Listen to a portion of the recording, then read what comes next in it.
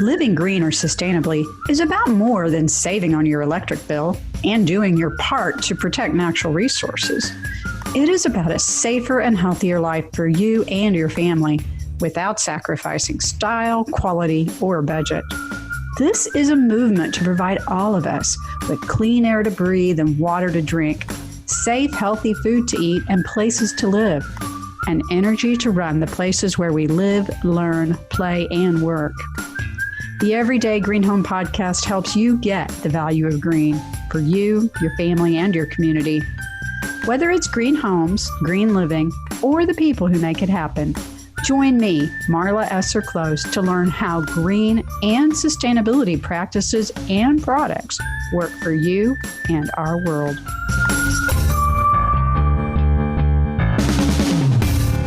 Well, I am loving the cooler weather. When August rolls around, all I can think of is the harvest in the farmers markets and even from my own garden, and just the chance to get outside without being so hot. Although I will say this year, 2021, we've actually had a fairly mild August, especially for Oklahoma. So who knows, but it still could get hot for sure.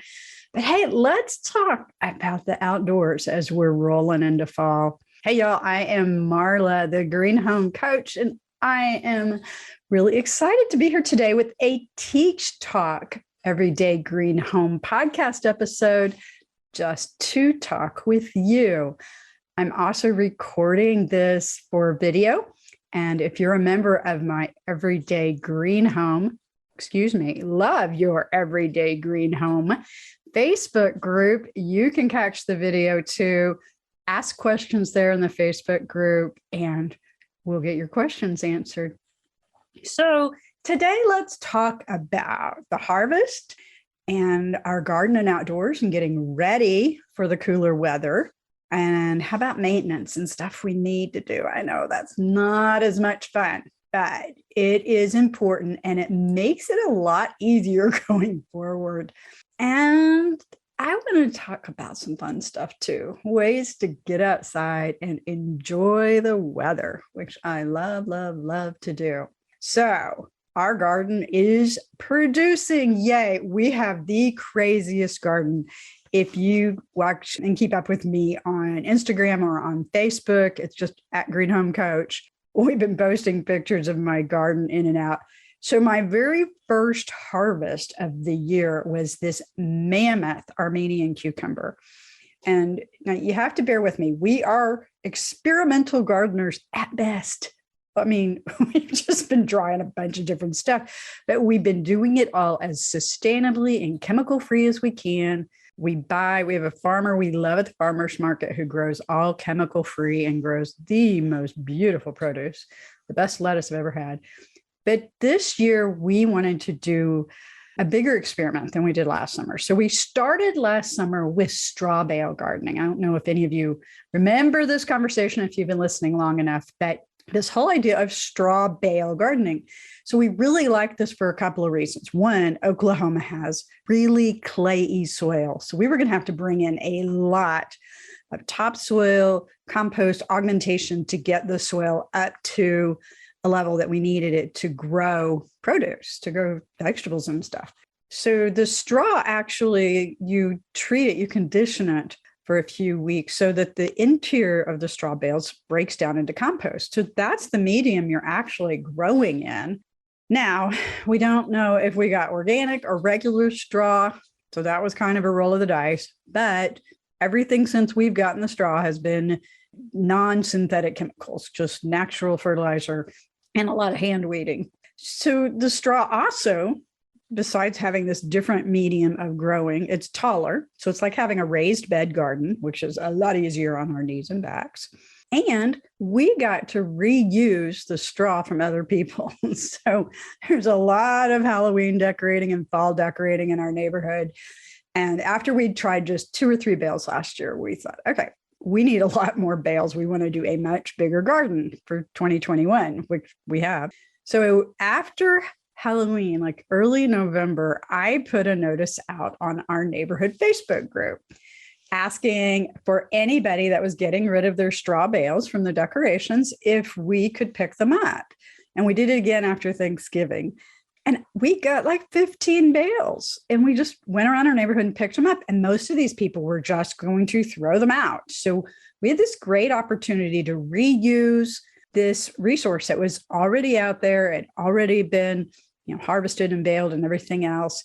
And we didn't have to pay for more. So that was even better, right? Because I think we've paid $10-15 for a bale of straw, depending what size it was, because we learned there's different sizes. So at any rate, that worked out great. It was a win-win. There were a couple other neighbors that also wanted some straw bales, so we split the bounty. It was a great deal. It worked out wonderfully. So when you get the straw bales, we let them sit over the winter, and then in early spring, my husband and I, actually he did, I need to give him all the credit, he started treating them with a natural fertilizer. We use millorganite and water. And then they were prepped. They needed to do this for a few weeks. There's been books and videos, all kinds of stuff written about straw bale gardening. And before this, I had really done container gardening with a reservoir in the bottom for water that wicks it up. And I had been very successful with those, especially when I had patio gardening back in my condo in St. Louis. But this straw bale gardening has been a lot of fun. We've really learned from it. So we also grew our own seedlings this year. Well, that was kind of a crazy experience because the little tags that I made, so we'd know what our seedlings were, faded in the sun. So note to self, Sharpie does fade when it's written on plastic. So we'll find a better way of noting what our seedlings are. So we weren't entirely sure what we were planting. I know, I told you we were experimental gardeners. And so we get this one plant that's coming up, and it's got these leaves that almost look like oak tree leaves, but it's a vine. And we thought it was acorn squash at first because we were getting these big, dark globes. And about a week ago, I looked again and I thought, those look like little watermelons. So I went and checked all of our seed packages, and sure enough, we had planted watermelons. And I didn't think the seedlings had made it, but apparently they had. So we are growing Armenian cucumbers, 3 kinds of tomatoes, watermelons. We'll see what happens with cantaloupes. And what else? We have a few green pepper plants. We'll see how they're doing. And red pepper plants, they have not done as well. Our basil's going crazy. I'm going to be making a lot of pesto here soon. And I've been making basil vinegar with the flowers from the basil. So I am not a real crafty person, but I'm having fun with this. And we are really enjoying the opportunity to explore and experiment with this. We have been traveling. We are new grandparents. So we've been traveling to go see family and now a new grandbaby. So my husband put in, again, I shouldn't take any of the credit for this. I just helped him design it. He put in a drip system with a timer. And that's been absolutely amazing because that has allowed us the freedom to be gone and not have to remember to water the garden. So stay tuned. We are going to continue our experiments. I will keep you posted on our harvests. Like I said, we are learning and having fun. I'll definitely let you know how the watermelons turn out. The cucumbers have been great. We've been making cucumber salad, and I love cucumbers and hummus. And I think I have enough now that I need to make something with more cucumbers, maybe some cucumber yogurt soup. I'm a quarter Armenian, so I love the Mediterranean food. So there you go. You probably don't have the time, resources, or know-how to research and shop for better options for you and your world. That's why I've done it for you. The Everyday Green Home Shop is my curated collection of better products for a safer, healthier, more comfortable life in your home. Through simple buying choices, you can change your home easily. My book laid out the how to do it. Now, the Everyday Green Home Shop gives you a place to put those ideas into action with your buying choices. I invite you to look through the online shop and choose an item or two to swap for something you usually buy for your home. Once you make a selection, it will take you to one of my trusted affiliate sites or the Amazon site you already use. Super easy. Products on Everyday Green Home range from indoor-outdoor rugs made from recycled plastic to my husband's favorite reusable silicone straw that fits in his pocket. I look for third-party independent green labels or go through a trusted third-party verification process to validate the products I curate for you. Go to everydaygreenhome.com for what you need to create a stylish, safer, and healthier home easily.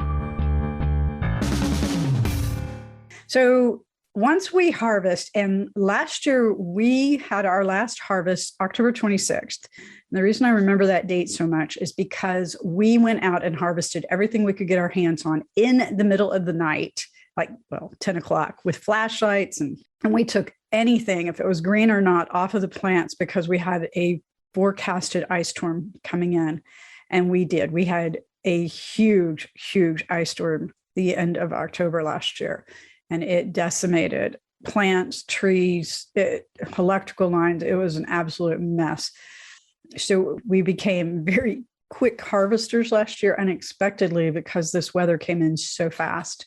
So this year we're hoping to be a little bit more planned out for our harvest and for getting our garden prepped for the winter, because last year it just kind of happened all at once. So one of the things that we did do is we were able to save some seeds from the things that we planted and the things that we had gotten at the farmer's market last year. And some of our plants coming up this year are actually from those saved seeds. So I have envelopes. We dry the seeds out and I have envelopes with all the names of the plants or the seeds and when we dried them. And they're in the refrigerator so that they'll stay cool and dark.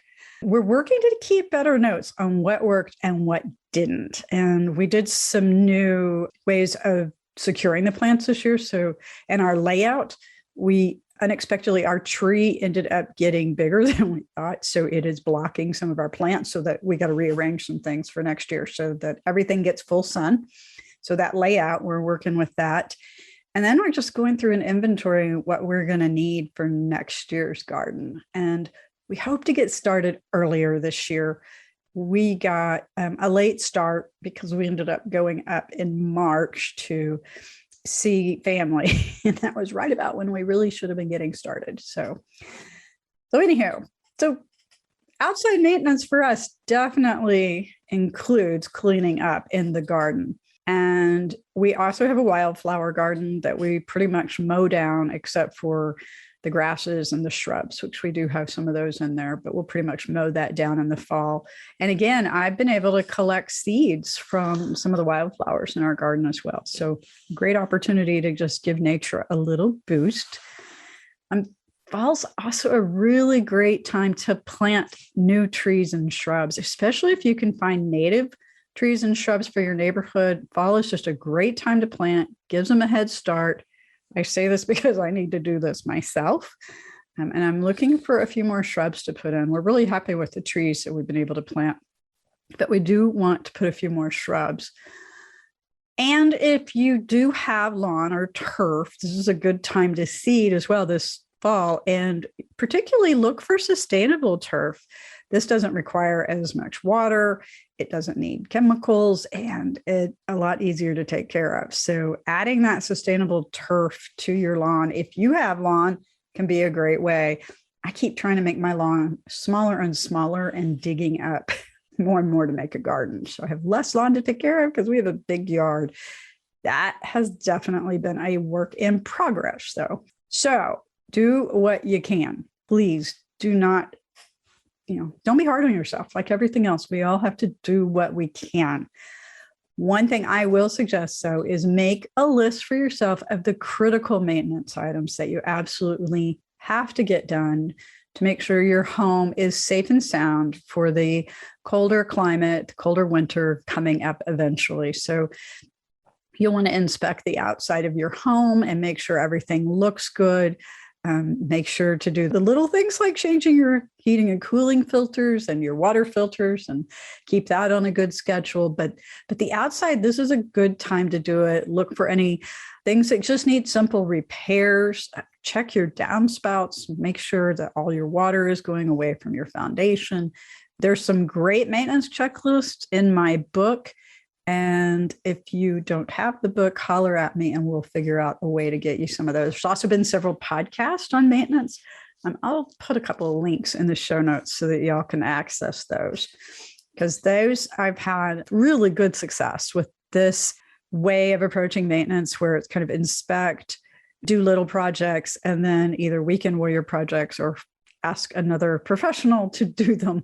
Actually, many professionals can help out far more because I don't have that expertise. So having that list of honeydews for us, for me and my husband, is where we really start. And that's where we also figure out what we can do and what we need somebody else to help. For us, our big project for the next few weeks, months, going into fall and getting ready for the cooler season is to get our shed. We have an outdoor shed for our lawn and garden equipment, and we really want to get that cleaned out and reorganized because we have a lot of stuff that we've acquired and we don't necessarily need.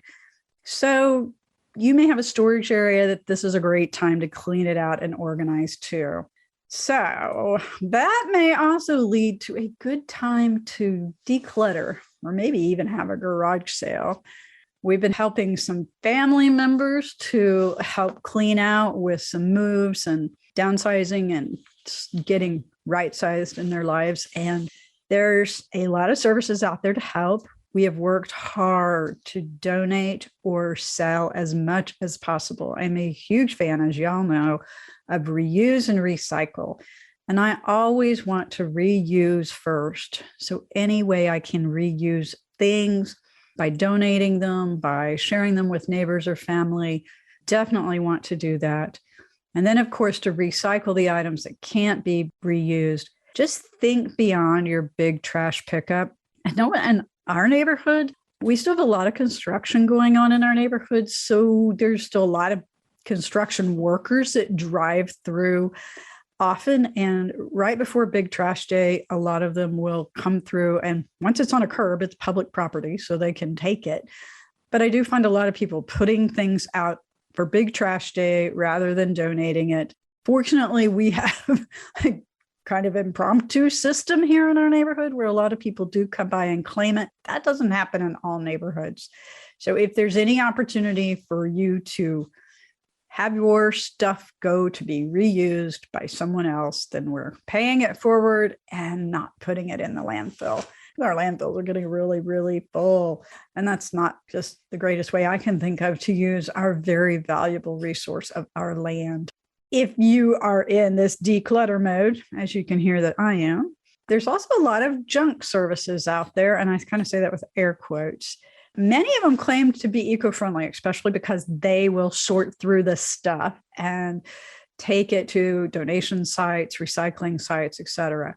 Now, most of these junk services that I'm aware of are for fee. So you do pay them a fee to come through. Some of them will even help take the items physically from your house, go through it, sort it. They have different services depending on the actual company and services they provide. I kind of thought about using some of these when we were helping our family members. We had some extenuating circumstances and it did not make it the best choice at the time. But I think, in retrospect, this would be a good way to take some of the emotion out of going through this stuff. One family member I helped, we had a lot of stuff to go through. And in retrospect, I really wish we had made a list of the things that we wanted to look for, that we knew were there somewhere, and hired someone with giving them that list and saying, please keep an eye out for these things, and then letting them deal with the rest. That would be my preferred way of doing this, should I ever need to do that again. That was a very huge project, so that brought some additional constraints to it. But take advantage of these services if you can. And the ones I've heard of, like 1-800-JUNK luggers, or I love this name, College Hunks Hauling Junk. Anywho, Google it, and I'm sure you will find many in your area if this is something that can help you out right now. I know a lot of us during the pandemic, that was one of the things that a lot of people did, was they just really started cleaning out and organizing and decluttering their lives and the stuff in our lives. And I'm a big fan of that. I don't always practice it as well as I would like. So here is, to me, getting better this year. We want to start working our way through more of it ourselves. But mainly this fall, we want to get out and enjoy the weather. Oklahoma, summer's typically are very hot. So it's, not exactly where you want to be going, but we've learned to work around it. And like I said, we've actually had some pretty pleasant days. We love taking day trips. And I get this email for a travel group, just travel ideas. And they have the greatest articles about day trips or the best state parks in every state. And it's just given me a lot of ideas of places that we can go visit just for a day. And we have a little dog, so a lot of times he goes with us. So we look for dog-friendly places to eat and visit. If he can't go with us, then he gets to stay home in his lovely kennel or hang out somewhere. But day trips are just a great way to go see stuff, but not need to pack and unpack and stay over if you're just going someplace fairly close by. And they're kind of a nice intermediate when you're not ready to take a bigger trip, although I love those too. A couple of other ones we've been looking at in our state here in Oklahoma are some wineries that we want to go visit. And we are going to try a couple of new places to go ride our bicycles. And we love to hike. We are not strenuous hikers. We take the gentle routes, but we've found we've been so many places when we've traveled. We've always looked for a place to go hike or go for a nature walk. And I've discovered a lot of places in the state of Oklahoma that are really enjoyable. And I see so many trails in so many places that I talk to people about, or even places I've been able to visit. And there's such an emphasis on these trails now that there are beautiful options everywhere. So what better time to get out and enjoy our beautiful fall weather than taking a hike and seeing something new? And we're very fortunate that we have a lake here that's right in the middle of the city, basically, Lake Hefner in Oklahoma City. And it's got a beautiful trail around it that a lot of people use for bicycling and for walking. There's often sailboats out on the lake, and I've gotten some of my very best sunset pictures out on that lake with the lighthouse. There's a small lighthouse out there. So find a place where you could get your Zen on. My favorite place, if you guys follow me on Instagram, is our nature park that is nearby and near and dear to my heart. So I hope you can find your place to go and enjoy this beautiful fall weather. Because you know what? The more we enjoy the outdoors, the more we remember how we need to take care of it all. And that's how it all matters. This whole thing is connected. And each of us being out there and enjoying what we can is how we save it and share it with the future. I will put some links in the show notes. And if you have any questions, please reach out to me, Marla at Green Home Coach, and check out our website. We love it when you interact. And I say we because I'm very fortunate to have a few folks that help me out with all this. So there is lots to learn and lots to share with each other. So thank you for letting me be a part of your day, and let me know how I can help you out. Take care and have a great green day. That wraps this episode of the Everyday Green Home Podcast. Get the show notes with all the resources mentioned in this episode, and be sure to subscribe on your favorite podcast app so you never miss an episode. Ready to get started? Get more information, how-tos, and resources in my private Facebook group, Love Your Everyday Green Home. See you there. And remember that living a little better and a little greener is easier than you think.